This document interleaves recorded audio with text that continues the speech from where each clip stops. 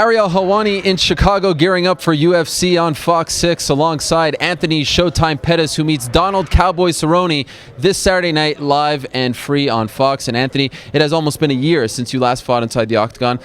At this point, 3 or 4 days out, how anxious are you to get back in there? Man, I was pumped up doing open workouts. I mean, I'm just a year off. I mean, this is what I've been doing for the last couple years of my life, and to have that taken away from you due to injury, it sucks. So I'm excited to get back in there, man.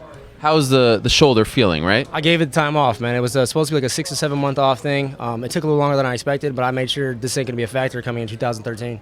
Well, you ended, 2012 early in the year, but it was on a high note, right? Amazing knockout of Joe Lozon.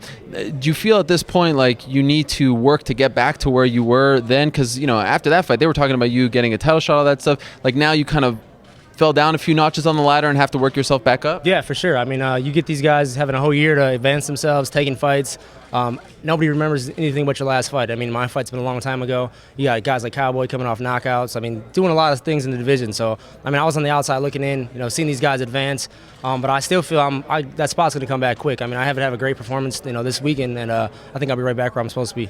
Mentally, how did you deal with the layoff? For someone who's so young, anxious to fight, were there points where you were just like, it's like this dark cloud, I just want to fight again? Yeah, I was coming back to the gym a little too soon. I was trying to push my body. I was young. I'm like, I can get past this by pushing through it. This injury wasn't like that. I mean, I had to take the time off, let this surgery heal. So I just had to bring myself back down to reality and know that, I want to keep doing this for a long time. I need to get the time off for my shoulder. Was it a wear and tear injury, or did it happen in a fight? It happened in the Lozon fight. Yeah, going into that fight somewhere, I don't know exactly where. I mean, I took the week off. I came back to help Ben Askren get ready for a fight. First day back, I just felt something like, clicking, and I'm like, something's not right. Went to the hospital, got the MRI, and they're like, yeah, you got 2 tears in your labrum. So you talked on the Road to the Octagon show how, sometimes a fight's a fight, you just want to see who's the better man. This fight, it's personal. Why do you dislike Cowboy Cerrone so much? It's not that I dislike him. I mean, I don't like the way he's been talking. I mean, he's one of them guys that has to talk fights up to amp people up. I mean, I think when I fight, people want to watch my fight. They don't know what to expect. I got that factor of, they want to see what's going to happen when I step in the octagon. For him to call me out and say I was scared to fight him, I think he just went around it the wrong way. I mean, if you want to fight me, asked to fight me. I mean, after the Lozon fight, after the week off, I decided, what was going to happen. Was I going to take the surgery or sit down and wait for somebody else? No one was on the table. I mean, no one wanted to fight. So I'm like, all right, it makes sense to get the surgery done. Let's take care of it now. And all of a sudden, when I'm hurt, I have a surgery done. He wins 2 or 3 fights, and he's a big man on campus wanting to fight everybody now. So it just pissed me off the way he went about it. And now he says he didn't mean any of that. He was just trying to rile you up and get you to sign the contract. How do you react to that? It's funny. I mean, I was telling the media's calling me like, why you dodging, ducking people? I'm like, never was a factor, never came up. Management never crossed his name ever. And then, now that it's here, now he wants to back off and say, I just wanted him to sign the contract. So it's funny to me, man. But I mean, it's too late now. I mean, we're 3 days out from the fight. I'm excited to go. So he was lying about all that with your manager turning you down, all that stuff. That never crossed my table ever. His name never crossed my table once. The first time I heard of his name was at the Fan Expo when I was still recovering from surgery. I mean, I told Joe Silva I couldn't take a fight until September, November area, and then we got signed for this one.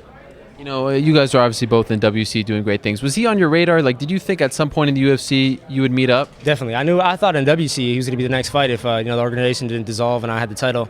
On my debut fight, he fought the main event. He fought James Krause, one of the guys I trained with. So right away I knew he was one of the guys that we would cross and pass. I'm sure you've been asked this question 1,000 times, the Gilbert Melendez situation.